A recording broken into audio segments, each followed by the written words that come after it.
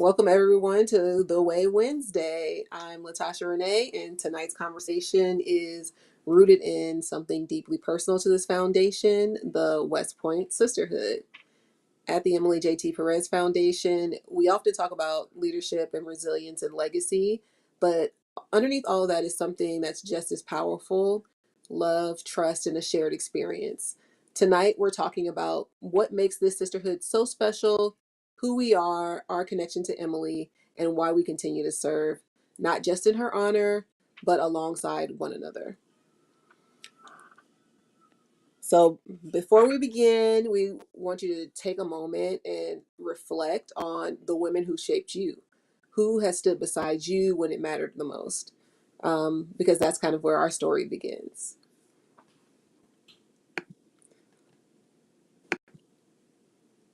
So, before we go individually, I just want you to see all of us in one place. You know me, I'm Tasha Renee, I'm the Director of Communications. Betty, can you introduce yourself? Hi, I'm Betty Murthu. I'm the Director of Operations for the Emily J.T. Perez Foundation. Kathy, Hey, I'm Kathy Joseph. I'm the Director of Programs for the Emily J.T. Perez Foundation. Tracy, Hi, I'm Tracy Tewia. I'm the Director of Development and Partnerships for the Emily J.T. Perez Foundation. and I would be remiss not to mention our fearless leader, Tracy Lloyd. Um, of the many hats that she does, it's also about family, and she's showing up for her family tonight. And this is another reason why it's important to have sisterhood and like a strong mission, because we can carry on, and she doesn't have to worry about whether the foundation is going to go on, because it definitely will. Okay, so we're going to start one by one. I'm going to start with Tracy Tawia, and I want you to just like share how you came to West Point, how you met Emily, and what brought you to the foundation. Okay. So I came to West Point because I had some ROTC instructors that took an interest in me. I was in the junior ROTC program when I was in high school, and we had the opportunity to visit the Naval Academy. And uh, being at Navy in Annapolis didn't really resonate with me, and my instructors recommended I apply for West Point. And I was fortunate enough to have the opportunity to go on an overnight visit and stayed with a member of the track team. I absolutely loved my trip and my experience at West Point, so continued to apply and attend. And yes, while I was at West Point, had the opportunity to run track with Emily. We were also in the gospel choir together. Um, had a great time there. On my first deployment to Iraq, I remember running into Emily while we were in the PX. We caught up very quickly, and I didn't know that would be the last time I would see her. And so for me, supporting the Emily J.T. Perez Foundation has personal importance because I knew Emily. I remember what she was about, and honoring her legacy is important to me. And so I came onto the foundation last year after I retired from 23 years of service to the Army, retired as a lieutenant colonel, and I am blessed and happy to serve alongside my West Point sisters.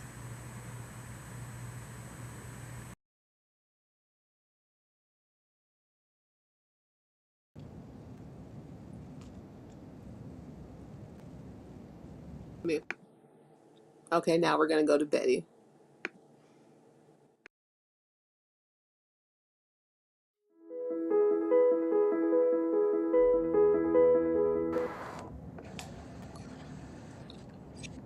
Well, again, my name is Betty Murthu. I am the Director of Operations for the Emily J.T. Perez Foundation.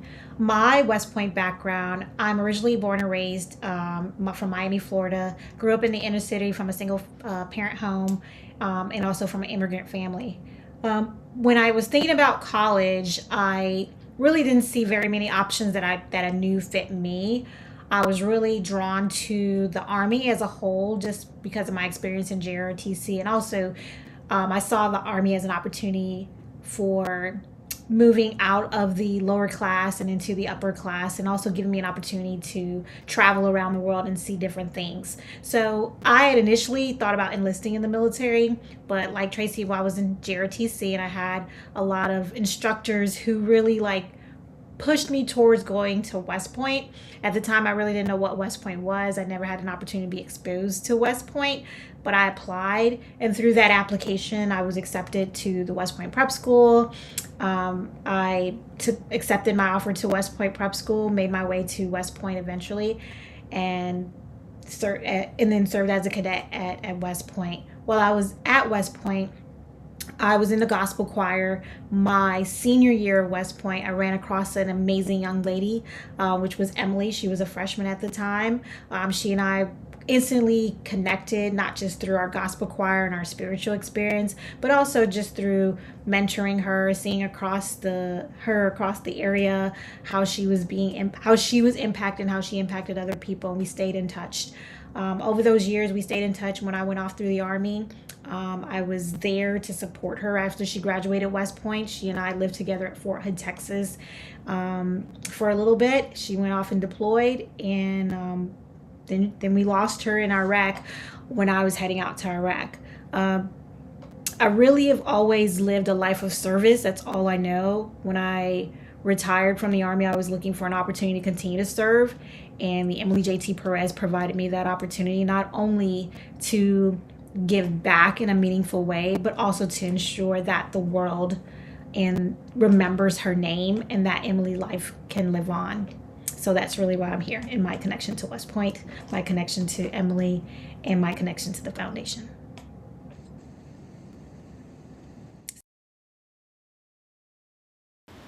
Yeah, thanks for that.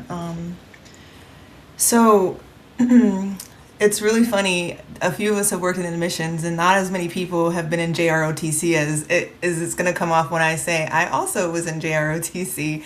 So I think my connection to West Point and some of my connection to Emily feels like a blend of what Tracy and Betty shared. So I was in JROTC in high school. I'm also a first gen immigrant. A lot. I was also drawn to service, and I knew that I was going to go into the military. I grew up in Maryland, and so the Naval Academy is here, and it's easy to visit.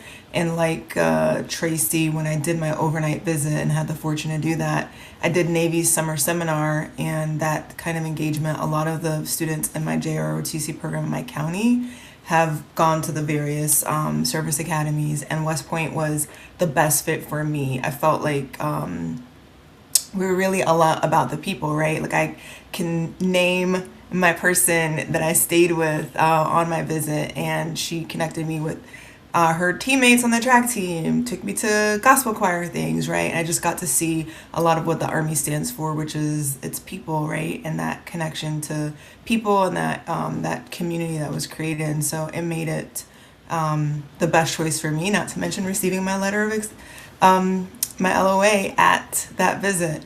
And then in terms of coming to West Point and getting to know Emily or connecting with her, I remember when she visited West Point, her parents came with her as well, and just her energy.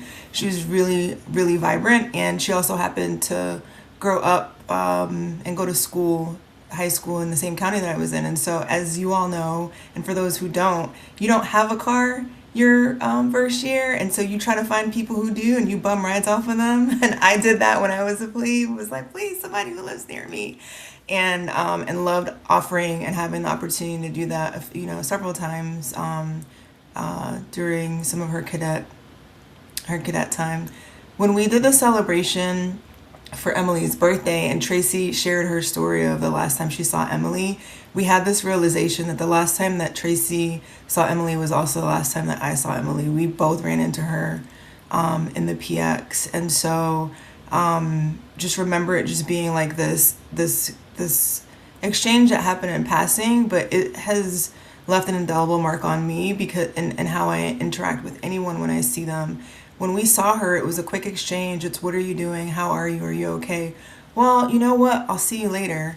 And a week later is when we lost her, and when she was killed in action. There was not a see you later. And so when the opportunity came for to serve on the foundation, it felt like that see you later moment, like an opportunity to serve and to just be able to bring to bear what she stood for, and as we're going to talk about, to serve in her honor as one of our little sisters, but one of our sisters no less, alongside of my other West Point sisters. And so that's huge, and that's significant to be able to impact people in that way, and to be able to impact young girls, young women, and even the cadets that we engage with. So that's why I'm here, and that's why I'm pleased to be part of the team.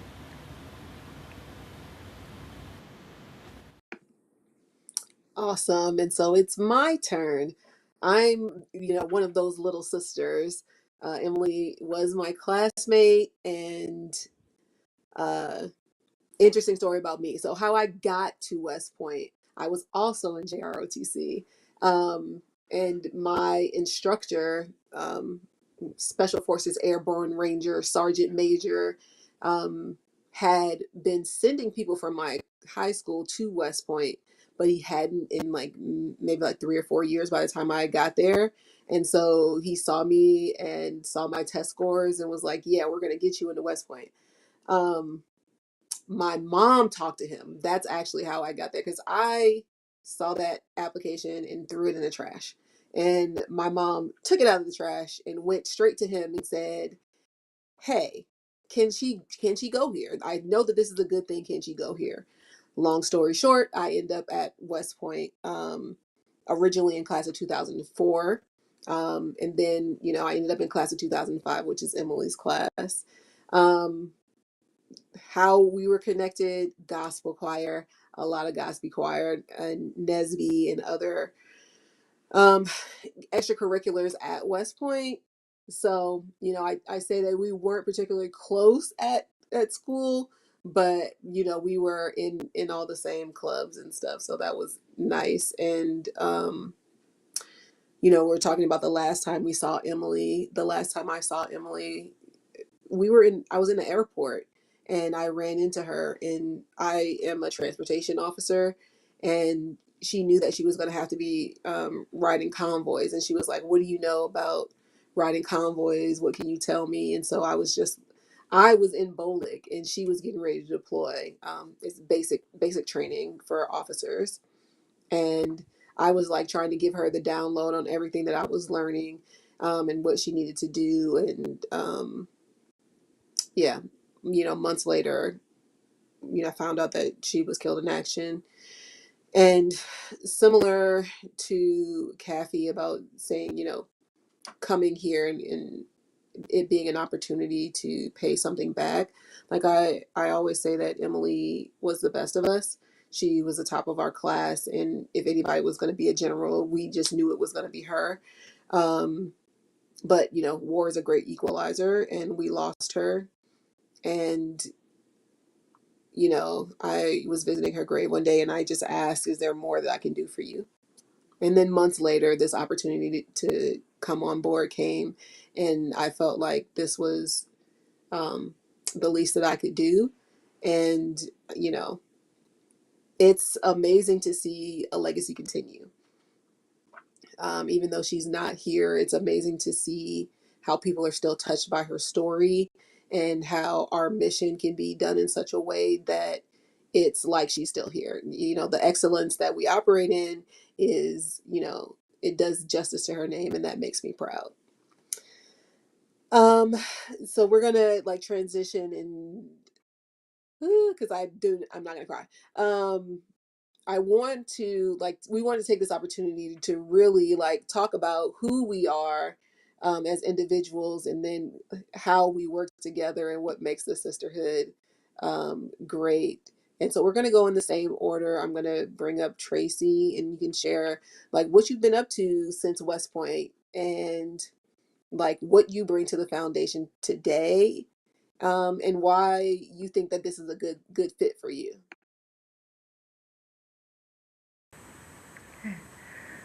So, as the Director of Development and Partnerships, I think this is a great fit because my last assignment in the Army, I was in the G8, and the G8 is where a lot of the money decisions happen.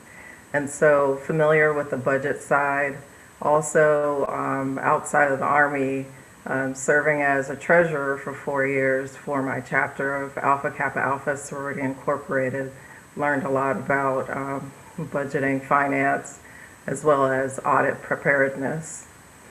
And so, really happy to serve in this role and looking forward to what else I can provide in the future to make sure that Emily's name is forever remembered and her legacy lasts.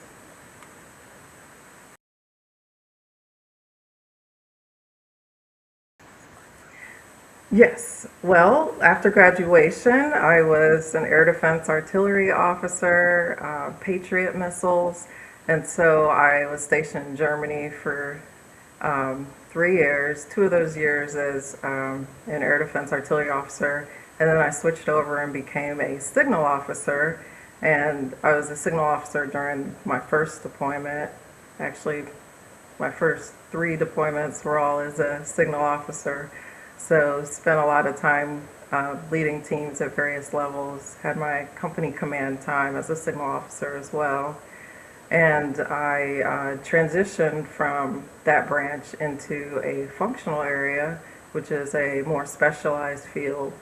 And that was as an operations research systems analyst, which is currently what I do right now. I also obtained my master's in systems management while I was serving. And I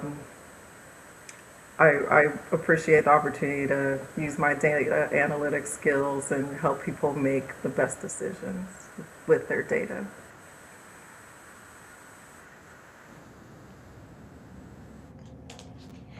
Yeah, thanks Tasha and thanks Tracy for laying that foundation for us. For me, I graduated West Point in 2002. I started my career as an intelligence officer. Um, I've done lots as an intelligence officer. One of my key strengths was definitely like leading soldiers into battle and back, driving different operations. One of my key skills has always been, one of my strengths has always been like being an achiever and an actuator and helping people realize their success. Um, After about 10 years, I came back to West Point. I served in admissions. I had the opportunity to recruit minorities from across the nation to serve and attend West Point. And then from there, I transitioned to be a cyberspace operations officer, where I again helped the Army develop and build different cyberspace units, organizations. And so looking at the plethora of my military career, operations has always been one of my key strengths, helping organizations build from the bottom up, helping drive and achieve success, helping us, achieve the impossible. It's always like this. One of my mantras in life has always been, I have a no fail mission. And so I've always lived that. And so in the role that I'm in as the director of operations, I have the benefit of being able to do that with my sisters, leveraging my strength and, helping to create something from the bottom up, helping to realize our success, helping to develop our programs, reach out our, reach out to different partners, develop our structure. And so that's why I think what I've done, not only in the military, has been beneficial, but also how those skills that I've learned from West Point, my military experience, have benefited the foundation. And so that's why I serve, why my strengths have been helpful to leading our organization and leading it alongside my sisters. And so that's why I'm here.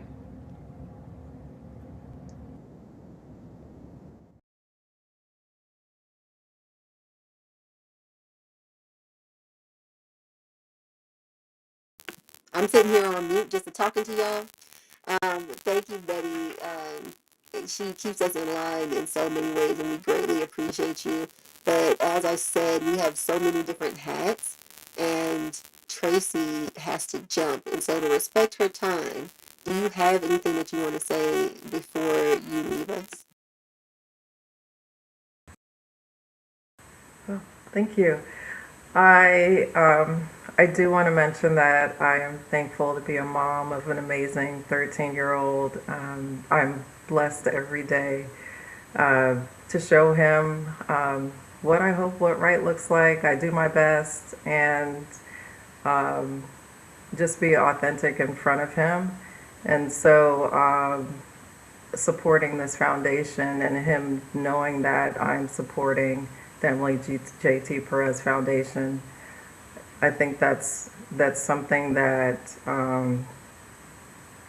he'll appreciate when he gets older.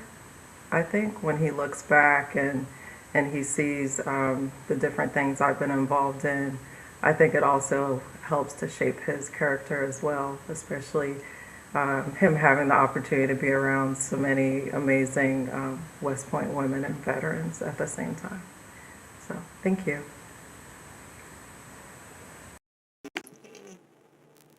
All right, thank you, sis. I just wanted to bring us all on so we can say bye to Tracy. We love you.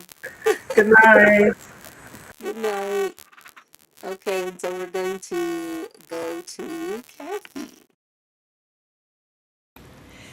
She said that her son is exposed to all these amazing West Point women slash his aunties. So, in terms of what I did post West Point and have been up to till now, I'll try to do the abridged version of this. But I commissioned as a military police officer. I did not retire from the Army, so I'm one of those who did their initial service commitment. And then I chose to go into the National Guard. So I spent 5 years on active duty as a military police officer, and then 4 years in the Guard. I transitioned over to Logistics Corps, and while serving in the Guard for those 4 years, worked my civilian career. So I've worked in consulting, I've worked in logistics program management. So when I became a logistician, someone hired me as a logistician, and got to work and do that in Dubai as well as some trips into Afghanistan that way. I did deploy. So let me rewind. Active duty military police officer, Korea, Fort Myer in the old guard, Baghdad, West Point. Got to work in admissions as well as coach the rugby team, and then when I transitioned to my National Guard slash civilian career, logistician, worked in Dubai, lived in Dubai, did some time back and forth with some of our logistics in Afghanistan, and then have been in consulting, manufacturing, and then back to consulting again. Did a couple of degrees while working in systems engineering and in an MBA. And today I've been at Accenture, and that's the longest place I've been doing consulting. And a lot of the work that I have done has spanned a lot of things at its base are program management, but also a lot of opportunities to develop strategy, to just develop and stand up programs or initiatives with clients, with and for clients internally and externally. And so I go into that to say that in the role as a director of programs and also like my quasi role doing some of our strategy, I think those are the skills and capabilities that I bring to the foundation that I enjoy. I love trying to stand up and figure out and work through what will our programming look like, what does that look like, how does it tie into our strategy, and what is it that we want to achieve, and creating those building blocks that can help inform what we each do in each of our roles. So that's the bridge version. There's also like some side projects and other volunteering and startup things, but I think that that's what I do. That's what I've been up to. Yeah, see, one of her side projects is that she started West Point Women's Rugby Team, which is how I met and got to know Kathy. The Army is small and West Point's even smaller. um, so those are like the connections that we have. So after I graduated from West Point, I was a transportation officer, and I have led transportation companies from the smallest transportation company, which is a movement control team. We ran airports and ground ports and everything except for seaports in Afghanistan, and all the way up to a HET company, which is like a tank mover. So that was, a large company with over 200 people and big equipment. So that was amazing for me because I didn't think I would be able to serve it as a head commander because there's only like 5 on active duty. So that was pretty cool. And my last duty station in the military was as at CASCOM, so it's the Center of Excellence for Logistics.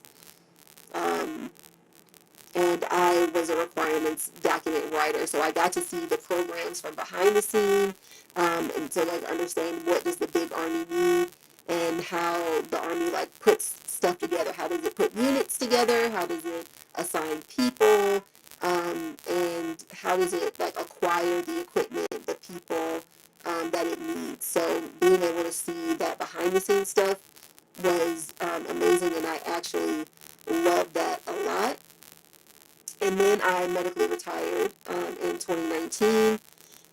What else? Oh, so then after I retired, like somehow I found myself in communications with a nonprofit, so a fellow nonprofit for West Pointers. And so that brought, my skill, like of listening to people, understanding who they are, and sharing their stories. Like that is really a passion of mine, and so being able to do that, that kind of work to tell our story is super important to me. Not only, just to talk, but also because there's history here. Um, we literally just hit 500 black women that have graduated from West Point, but in the last few years. So there's not a lot of us, and it's important that we kind of like tell our story, because most people will only meet one West Point woman in their life, and that's happened to me repeatedly in service. And to see so many of us together, like working together, it's an anomaly. But this sisterhood is so amazing. It's like so beautiful and special, and so I am happy to share it. So we're going to move into like what did I just talk about? Why this sisterhood is so special. So that's what we're gonna move into. We're gonna like really talk about what is it about the West Point sisterhood that makes it different. Why does it matter not just to women veterans and the girls we serve, but why does it matter to us? Um, so let me pull everybody back up. Who wants to go first? Since it's only Kathy and Betty, which one of y'all want to go first? I mean, I guess we can keep the order. All right, so that's you, Betty. So for me, I never really I grew up as the only child, so I didn't necessarily have sisters. I have cousins who are like my sisters, but when I got to West Point, especially the beauty of, like when I used to work in recruiting, I always told folks like the beauty of West Point and the Army is that we're always about people. There's the Navy and the Air Force, and I'm not knocking them. Sometimes they focus more on technology or planes and ships and that. But when you think of the Army, it's always about the people. And so that's one of the reasons why I fell in love with the Army very early as a kid, and then during the application process and going to West Point, it just resonated with me because there were so many people who we knew we were in it together. All of my formative experience as an adult has always been with my West Point women, and other West Point women who shared that experience. I grew up from being a teenager to a college graduate, and then to an army officer leading people and millions of dollars of responsibilities. And the only people who could really understand what that transition was like was my West Point sisters. And not only like what it's like to just grow up in that experience, but also what it means to mature in that experience and then become a wife and a mom, and how do we navigate those different spaces. And so the sisterhood has always been important to me. When I think of all of those important experiences and decisions I've made in my life and that I've had, it's always surrounded by the people that I love the most and the people who I can connect the most, which is my West Point sisters and my West Point family. Yeah, I think that you hit on a lot of things that I would just double and triple down on.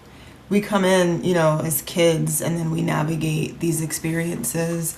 And since we are an organization that also looks at women and women of color, we would often joke that if we had gone somewhere where there were a lot more of us, our personalities are so different that we may or may not have been friends, but it's these shared experiences that brought us together and that keep us together. And maybe that's true for somebody no matter where you are. It really is about these shared experiences, but the nuance of those experiences, what happens when we're at the academy, what happens when you go off to war, what happens when you come back home. There's only a special group of people who can really understand that and that you can bond with. And so, there's that piece. But then just more broadly, right? Like if we think about the fact that we are serving young girls and we're serving women veterans, demonstrating that, right? There are some spaces in the world where women are pit against each other, where it feels like there's supposed to be competition. And so there's something that's refreshing and also that feels like a calling or a duty to demonstrate and show this is what it looks like to love people, to care about people, to root for them as much as you're rooting for yourself as you'd want them to root for you, to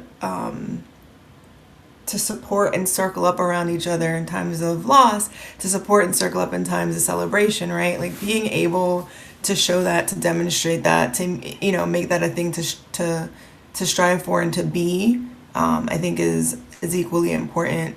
Why the sisterhood is important, particularly in the mission that we have, and then creating that, right? Not every woman veteran has had that experience. And so I think in showing and demonstrating that, even when we are in our programming for women veterans, like bringing that essence into that programming and creating that sort of community so people can have that. And if they already have it, they can bring it and strengthen what they have as well. And so I think that that's what makes our West Point sisterhood make this work different. And then, we have navigated it as a leadership team, right? There's something interesting about, we all know like your work self and then your professional self and then your family or your friend self, right? What happens when the professional team is your family and friends, right? So we've also figured out and really worked through how to balance and do that together. And that is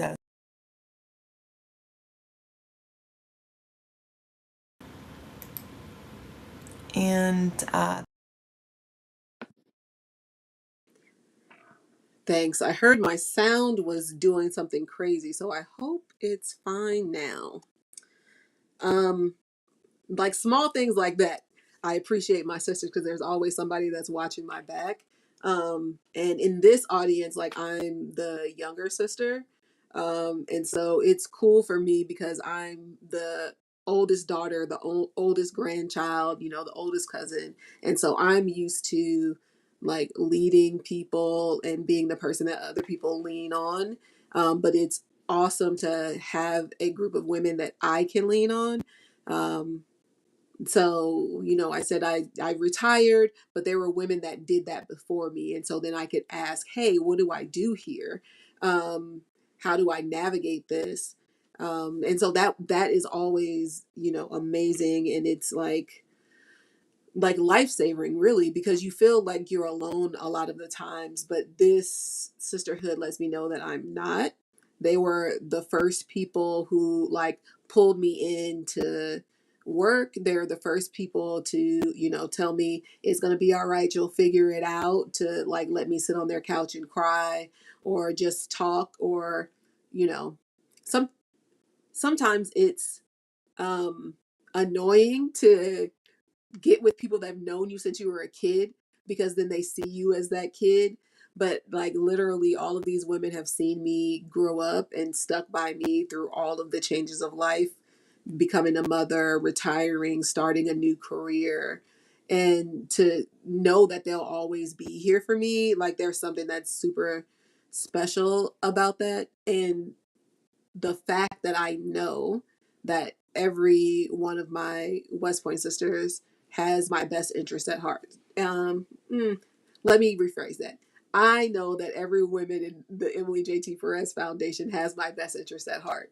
And so I can do my best. And if I fail or fall short, I know that they will call me to task, or, and not or, they'll call me to task and still love me. So it gives you the courage to step up and step out and, do more than you think that you can do. And so I am always like amazed and in awe of my sisters and everything that they're doing. And man, it just makes me happy to be in your company. In case I haven't told you lately, I love you. Oh, and as Kathy said, like we love to like celebrate each other. I want to announce that Emily is one of the 2026 inductees in Maryland Women's Hall of Fame. Uh, Mom and Dad and Tracy will be present with the governor and the Women's Committee of Maryland to just celebrate her.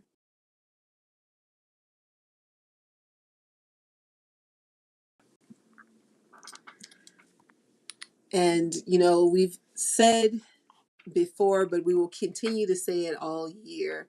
This is the 20th year since Emily was killed in action. And, you know, my personal mission as the director of comms is to make sure that more people know Emily's story and know who she was, that she lived, loved, and was loved.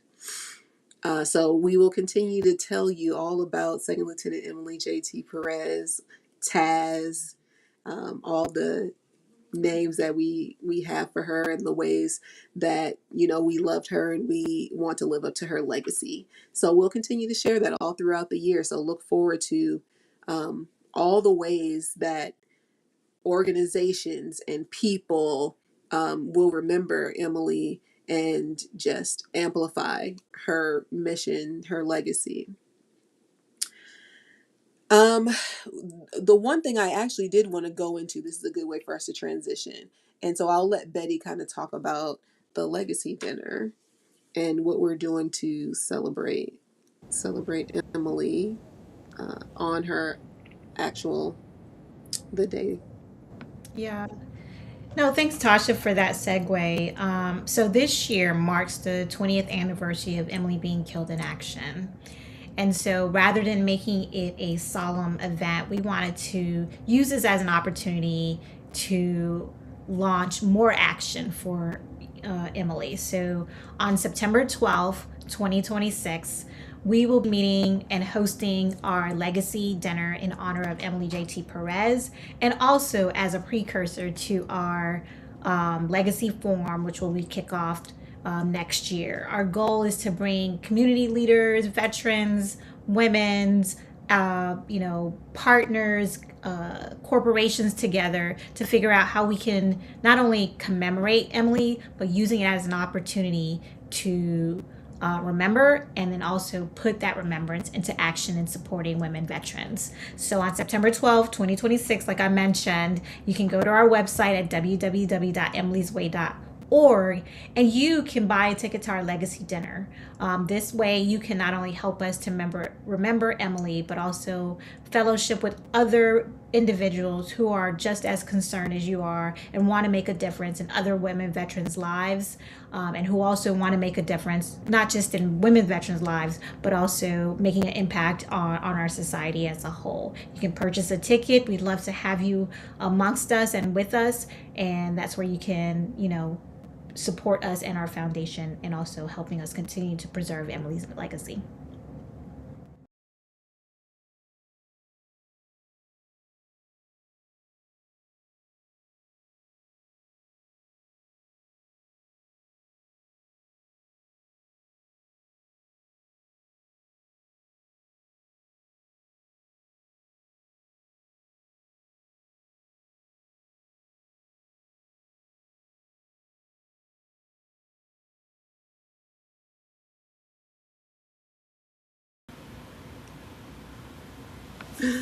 What did I just say? My sister's gonna have my back. I'm just sitting here talking.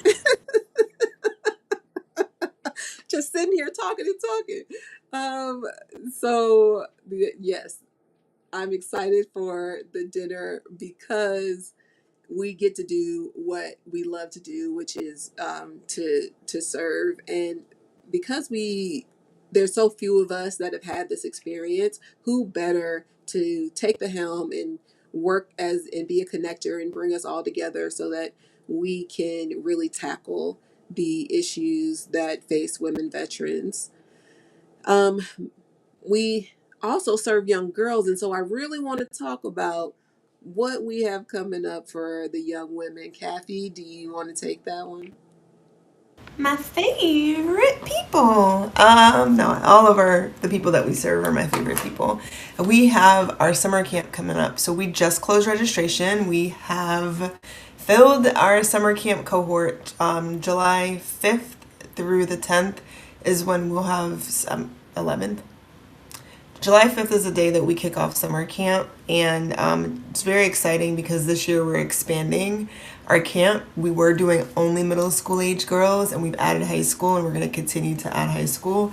And really, ultimately, this is one of the ways that we're continuing to expand Emily's legacy by imparting some of the characteristics and traits of who she was on and with these young girls that we're bringing through. So our summer camp is both a summer experience where they get to do all the traditional summer camp things. They get to challenge, our campers get to challenge their experiences. If they're afraid of heights, they get to rock climb or do rope bridges or do a high swing. They get to try out new activities like horseback riding or archery or something that they may not have done before. They get to have fun in the pool.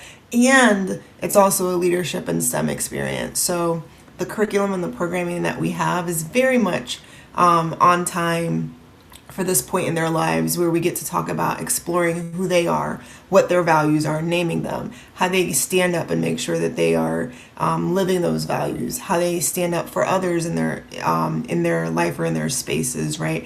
How to challenge stereotypes, a lot of those aspects. And then as we're getting into the high school ages, there's going to be some additional curriculum that we embark upon there. And there's always a STEM day, a full day of science, technology, engineering, art last year, and math activities that we introduce and we expose them to.